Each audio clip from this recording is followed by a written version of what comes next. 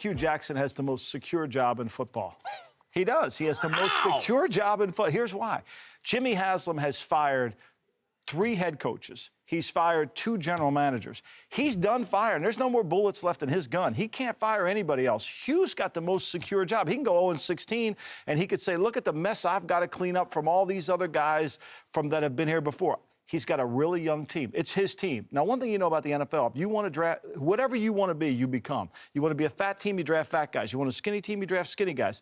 The Browns have 20 first-year players on that roster. This is what Hue wanted it to be. So my answer to you would be, look, let the roots fall into the ground. See if they can stick. Don't keep digging them up that Jimmy Haslam has been doing over the last 3 years to see if they're growing. I'm not calling, not at all, because I believe in Hue Jackson. Think he's walked into an incredibly tough situation. This is 2 tough situations he's walked into.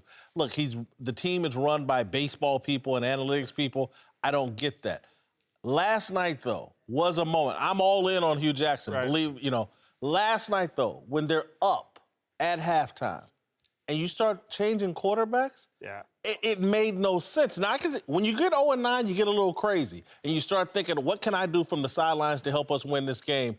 And I thought he made some mistakes that said the pressure's getting to him. Well, I think, and it lingers down the road, too, because, you took Cody Kessler ahead of Dak Prescott. You took Cody Kessler. You passed on Carson Wentz. There's a lot of things that are symbolic to the Cody Kessler conversation. And I think that when he pulled him that quick, now he's telling his team we don't believe in him. Maybe we don't. The kid's a young kid. No one in the National Football League, and I say this respectfully to Cleveland because maybe they saw something else. I was involved in the draft last year. When they turned that name in the 3rd round, everybody looked around and said, whoa, where'd that come from?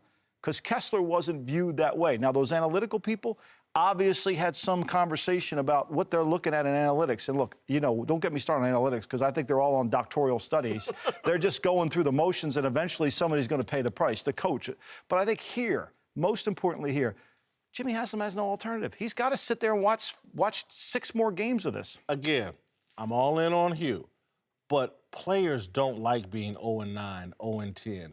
And when you start doing screwy stuff from the sidelines, it raises questions in your locker room. That's how you lose your players. Like, hey, who wants the embarrassment of going down in history as an 0-16 guy? I thought Hue overreached and put a little spotlight on himself that he's also part of the problem. Do I think he's going to get fired? Probably not.